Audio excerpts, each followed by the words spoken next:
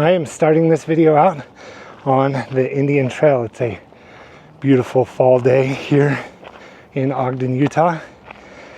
And although I've hiked this trail a lot, I've never really documented it here on this channel. And the reason being is it's a trail that everyone in this area kind of knows about. And if you followed this channel for a while, you know that I like to find kind of the obscure things in my area, ancient artifacts, mines, stuff like that. And so I've kind of avoided the popular trails to an extent. But I got thinking about this one and the several times I've hiked it.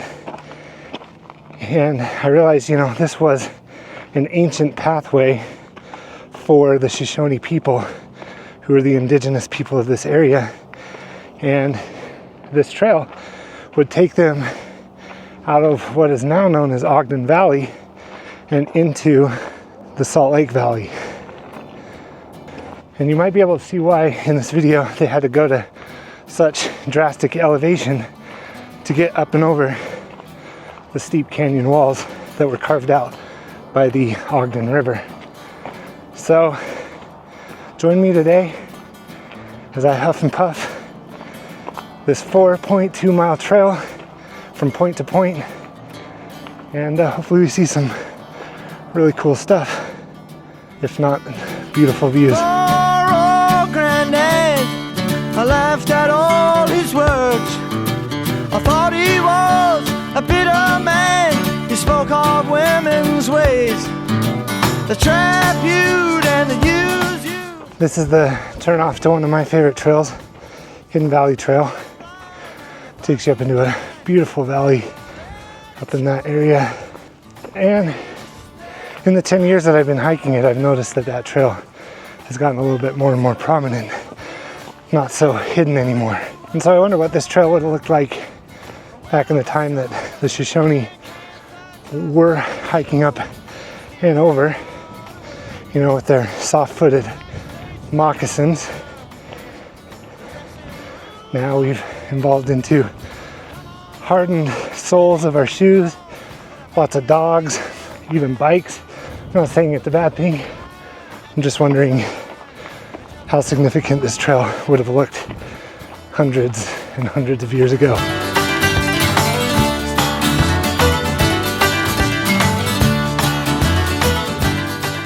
All right, we're in the Gamble Oak and Maples now. The yellow leaves are the Gamble Oak, maples turning red. But this is an interesting trail because in the matter of a few miles, you're in evergreens. And then you're down along the Ogden River in a steep canyon. But if you hike the opposite direction that I am, you end up in the high mountain desert. So several different, I guess, climates along this trail. But yeah, you'll see we're getting into some fir trees now. Through there you can see just how steep the canyon walls of Ogden Canyon are. Maybe that makes more sense why this path was chosen to go up and over.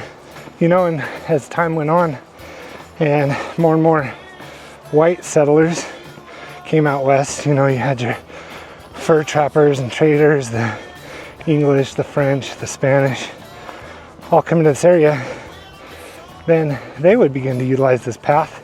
You know, maybe they trapped a bunch of beaver in what's now known as the Ogden Valley, and they needed a fort to come trade their wares. Back behind me, near the confluence of the Weber and Ogden River, is Fort Buenaventura. So I'd like to imagine that this trail saw a lot of use, has a lot of different stories to tell. And now we get to hike it for fun. There you go. That's just how steep we're talking here. Waking up, it's gone. It leaves us feeling cold again. I took this detour out to this point to kind of give you a better idea of what the topography of Ogden Canyon is like. It's just so beautiful, and it's literally just footsteps from my front porch. I'm really blessed to live here. Got a thing. We've got us. I've been told that this gray strip of rock here is some of the oldest rock on Earth. I mean, we're talking once the Earth started hardening. And you won't find any fossil records in that gray rock. I don't want to spread any information. That's just what's been passed on to me.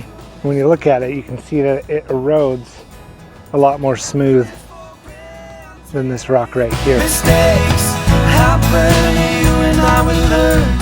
And moments like these days show us what we've got. All right, back on the trail, but I feel silly.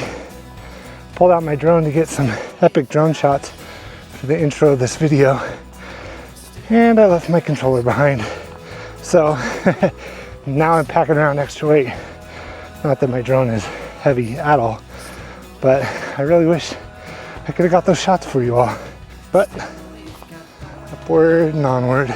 So far I've only seen a handful of other hikers on this trail, which is actually pretty surprising because we don't have very many weekends left like this, so it's about to cool off pretty quick. Now that I say that, I can hear all sorts of people in this canyon, so maybe they started in the canyon side. But even before this trail got popular to hikers, there were other groups that used it and maintained it as well. So yeah, right after I said that, I passed a group of like 10 hikers. So maybe they started at the other end. I don't really know what hiking culture was like in the 30s, but even before this trail got popular for casual hikers like myself, you also had the CCC, or the Civil Conservation Corps, up here doing work, and that was a program that was to help stimulate the economy during the Great Depression. So out west they did all sorts of things, built roads, trails, maintenance. At the start of the trail, and I'll pop up a short about it, there's a wall near my house that I believe was built by the CCC. And then back here on the other end is a location for the CCC camp. So if I see the turnoff for that, we'll go visit it. It's just a spot on the map now. I don't know what you can see there, but we'll check it out. Just kind of giving you the evolution of the Indian Trail. It's more than just a hiking trail, and that's really cool. Now we've reached the sunny side here. Warmed right up. Still feels great though, perfect hiking weather. Just look how beautiful this is. And the fact that I started right from my front porch is pretty crazy. You'd have no idea that there's a city of 100,000 people just on the other side of this mountain. And that's what I love about Utah. You get access to all sorts of stuff like this. You know, I could be seeing a movie this evening in the city, but doing some world-class hiking in the morning. I've climbed the mountains in Montana, danced in the lights of New Orleans. Portland ran away with me, and San Francisco stayed. Wow. Check this out. Big old tree fell, and they just carved a path right through it. This is so pretty back in here. I'm about halfway through the trail, and I want to take a literal minute to talk about the pants that I'm wearing. Now, I've always been a comfort over fashion kind of guy, but I feel like these pants by Nibu Summit accomplish both. They could be hiking pants like I'm using now. They could be great for the golf course or even the office. They're super comfortable. The pair that I'm wearing right now are the Rob Roys in the quarry color, and they're super functional. They have several pockets that just make sense, from the cell phone pocket to a zipper pocket on the leg to a knife pocket that actually sits on the pivot point of your hip. So if you have a heavy knife like mine it's not swinging and hitting your leg and being super uncomfortable. Now my pant size is generally a 36, but after talking to the guys at Nebu Summit, they recommended maybe I go up to a 38 and I can use that belt size to adjust, and that was the perfect recommendation. So if you're in that in-between area like me, maybe order a size up if you're interested in these pants. Now I just didn't bring the Rob Roys on the hike. I actually brought a second pair, the Granite B52s. Now, it's not necessary to bring 2 pairs of pants with you on the hike, but when these B52s only weigh 8 ounces, I thought this would be a fun way to show them off. Plus, it's a little bit warmer, and these pants are actually a lighter, thinner pair of pants, but they come with the same functionality as the Rob Roy, including the knife pocket, cell phone pocket on your leg, and integrated belt. These pants are definitely great for on trail, but also on those board meetings. I've wore both pair of pants throughout the summer, but I must say that this lighter, looser fit is perfect for really hot climates. I just want to say thanks to Nebu Summit for sending out these pants for me to try out. They are excellent. If you're interested in these pants, I'll have a link in the description below where you can get them at a discount so you can try them yourself. Anyway, back to the hike. Colorado calls to me, and Washington will always be begging for a piece of me to stay. Maybe some things never change. I'd like to think that I hit the peak elevation gain on this trail, but I can never remember. Anyway, I'm at about 1,300 feet from my doorstep. So pretty good climb in a pretty short distance. I've gone about 2.75 miles. Finally passed someone going the same direction as me. But I've probably passed 20, 25 people on this trail now. Still not as busy as a lot of trails around here, that's for sure. And this is the more popular one. I've swam the beaches on the west coast. Is the Indian Trail shelter. Be kind of fun to snowshoe up here and see what that's like to hide out in the winter. And now we're descending down into Coldwater Canyon. This is kind of the final stretch of the hike. I always thought that that shelter was the halfway point, but I've been mistaken, especially hiking in the opposite direction. You hit that shelter like, oh, I'm halfway done, but really you have like 3 miles to go. But it's a nice little landmark, but it's encouraging that I'm almost done with this side now. I've actually never hiked this direction the whole distance, so this is a first for me. I've always done it from the canyon to my house. That is steep down there. Reasons to stay. I want someone to take up my time and miss me when I go. I wanna hug. This is kind of a cool rock fall area. When I did this back in May, this area was still kind of a snowfield, and it will soon be again, seeing how it's late October. I always forget how steep the canyon side is from the Ogden side, which is where I started. You gain a lot of elevation in a short distance, but my recommendation, if you've never done this trail before and you're from this area or you're going to be visiting this area, I would say in the morning start from the Ogden side and get into the shade of the canyon side early on. It'll be a lot more pleasant hike. And in the evening, start on the canyon side and come out on the Ogden side. In the summer, still going to be hot, but at least you're going downhill. And time it just right, because then you'll get some nice sunset views going the other direction in the evening. That's my recommendation for Indian Trail.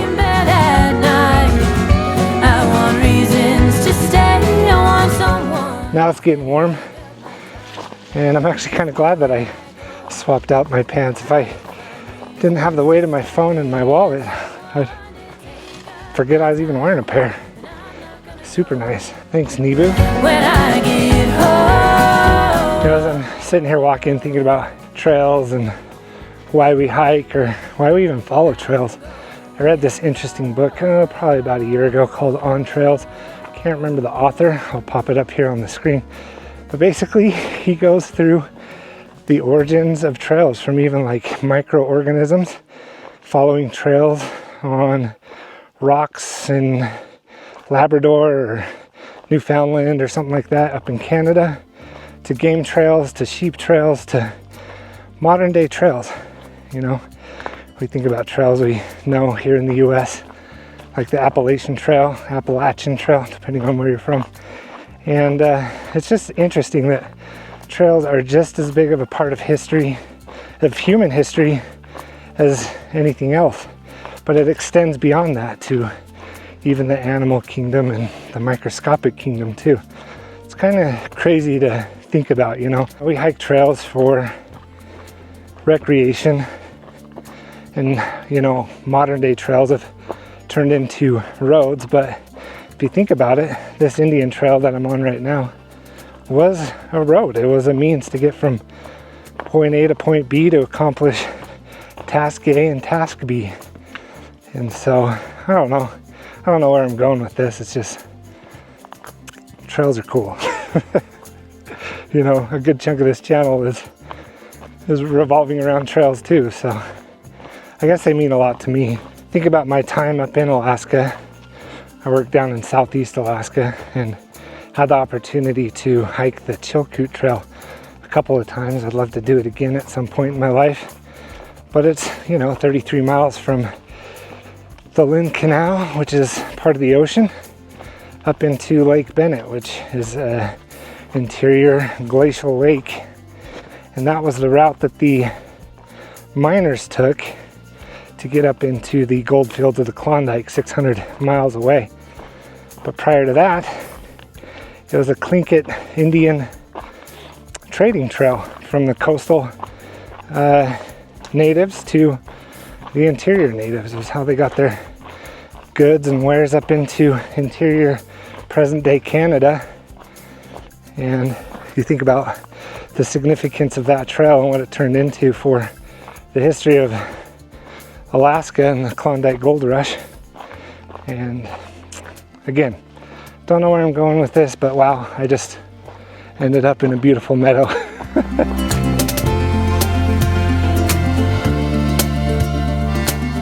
Check out this little structure. That's kind of fun. Kind of Blair Witch vibes. And there's another one.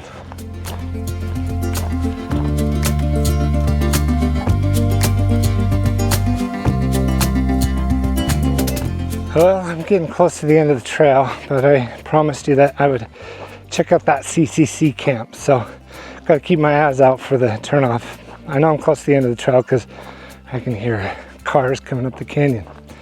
But this has been a beautiful day. I'm glad I got up and did this. I wasn't really feeling it this morning, but here I am and super happy I did. Anyway, we'll keep rolling. Not entirely sure, but this could have been a CCC project to get some water diverted off of the Coldwater Creek. Up here I can hear it. Yeah, there's a little trickle down there. But that could have been a CCC project. I'm just not entirely sure. Maybe it's a little bit more modern, but that would be the kind of stuff that they would do. You know, diversion dams, rock walls, roads, just all sorts of stuff.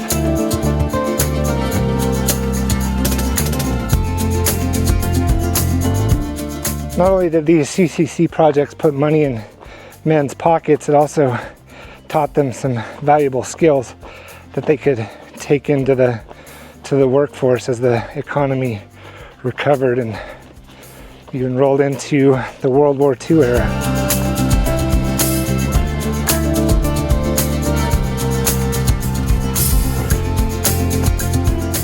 There might be even more evidence. I don't know what that would have been. Maybe some sort of water basin or something.